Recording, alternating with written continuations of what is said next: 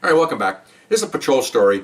Again, I'm telling a lot of stuff here that you will not see anywhere except if an officer tells you. Okay, on realcopstoriesvideos.com, a lot of shoot 'em up, bang 'em up, buy stories and stuff, but a lot of inter stuff that you'll never see, and this is one of them. Okay, we're working patrol and we get a call, possible suicide, and there's a bridge that goes over the river.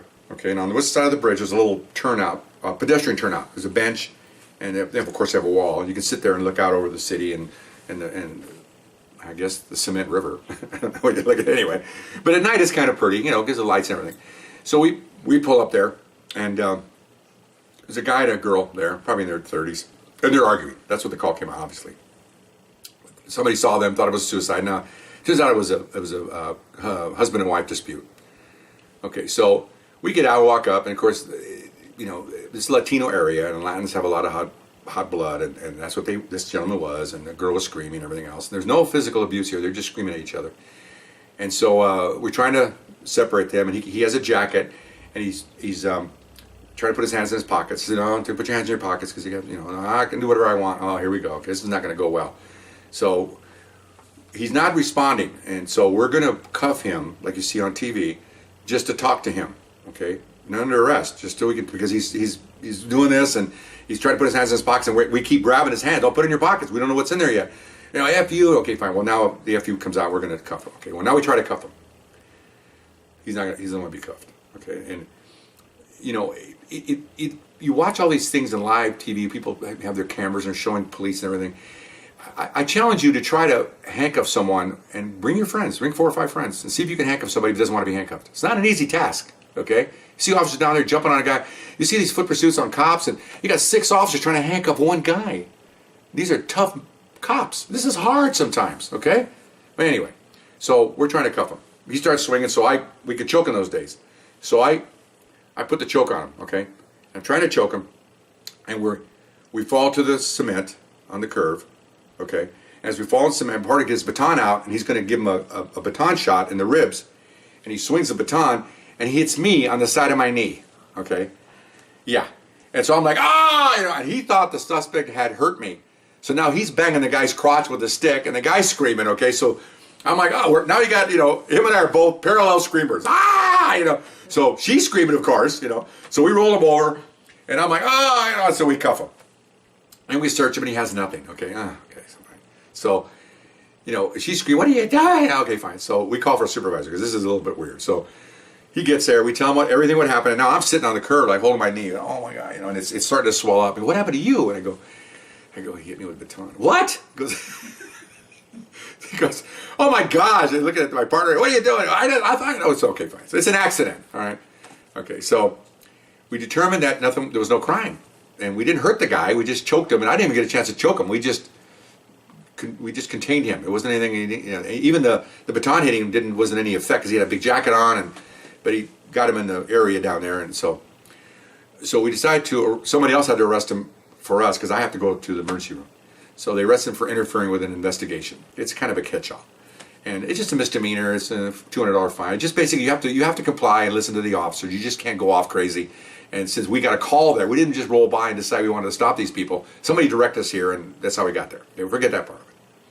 So I go to the emergency room, and they look at it, they x-rayed it, no broken bones, thank goodness, it's just a big bruise. So they tape it up, and I go back and I limp home. Of course, I'm badmouth my partner, and it's not, you're an a-hole and everything. Okay, fine. So they give me a couple days off, and of course the usual. Next day it gets bigger, and then it gets smaller, and I'm not limping. I am limping a little bit. So after a couple days off, they sent me to therapy.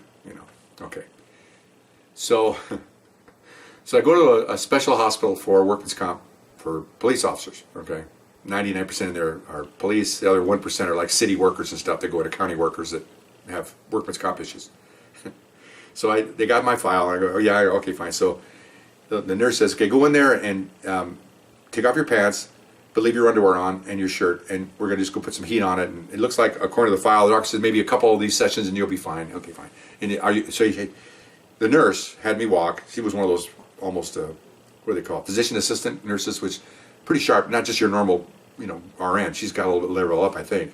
And she's looking at, okay, you're not limping. No, just a little bit, but it's not bad, And I want to get back to work, but so she goes, don't lie, because all cops lie. I want to go back to work. I said, okay, fine. So I go in there, take my pants off, I put them in a chair, get up on the table, and I'm laying there, and there's probably 15 tables in there. Everybody's getting therapy, and everybody in there are motor officers, for obvious reasons. Okay, the bike falls, they fall off, they make a turn, they skid the bike, so they're in there for all kinds of ankles and knees. I'm like, I'm the only patrol guy in there. They're all older guys too.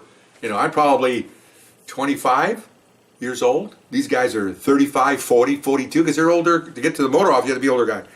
So we're laying there talking. Well, okay. When you were younger as a child and you become a teenager, what did your mom always tell you? When you put on clothes, put on a fresh pair of underwear, okay? And make sure that there's no holes in your underwear, okay? Okay, so I'm laying there on the table, and finally the nurse comes to do the therapy on my knee, and I'm kind of self-conscious anyway because I'm laying there in my underwear, and there's a strange lady walking up on me. And then I realized, because a couple of guys are laughing over here, I look at them, and why are they laughing? I look down, well, I had a hole in the bottom of my underwear, and I was hanging out, okay? How do I say that in a nice way? Guys, you know what I'm talking about, okay? Not the solid item, the two things in a sack. They're hanging out, okay? So then I realize that, and I'm like, oh my gosh, and here comes the nurse, right? And she hasn't even seen it yet. So I kind of reach down and I put my hand there and I tuck them in. I have to put the adult content on this one because this is the guy up out there. So I tuck them in, and then she goes, everything okay? You have to be self-conscious. I'm a nurse. No, that's okay. I didn't tell her what was going on. I just held, and these guys are busting up. They're telling their buddies, they're all looking, they're laughing. Oh, thanks, guys, for telling me sooner. They waited till the nurse came up, obviously. We're all cops here. So she did a little bit of heat. She put the heat on, left a packet. Didn't have the fancy electric ones now. They had the old hot pads. Then came back like 10 minutes later with another pad. Did it for like an hour, and then she said, okay, you can go. And I'm like, okay. And I get up to walk, turn away, put on my clothes. Get in my car and come home. And I'm thinking, what did my mom always tell me? God bless Mom. Always wear clean underwear and also make sure they don't have holes in them, okay? I'm a grown man here. Come on, I got a wife and kid. Embarrassing, okay? But it was kind of funny. I told the wife, she just laughed about that. Oh my gosh. And I blame my partner. It's his fault I got hurt, So I came back to work, after about a week of doing all different things. And he's in there. We're partners. We're back to be partners again, obviously. And I walk in, limping like, Festus from Gunsmoke. Look, I can't even walk right. Everybody's laughing because they all knew I was off because of that. And so I go, okay, he calls out the call units. All right, so you're two me and Mary working together, and it says, yeah, and he points at me. You better not drive, okay, because you let your partner, because you got a bad leg, and I don't want you to take it out your stick. Points at the, I don't take out your stick anymore. You hurt your partner like that. Come on, I can't. He's making jokes about that, and leave him alone. He meant well and all that, but anyway. So always wear good underwear. Okay, see you next time. Bye.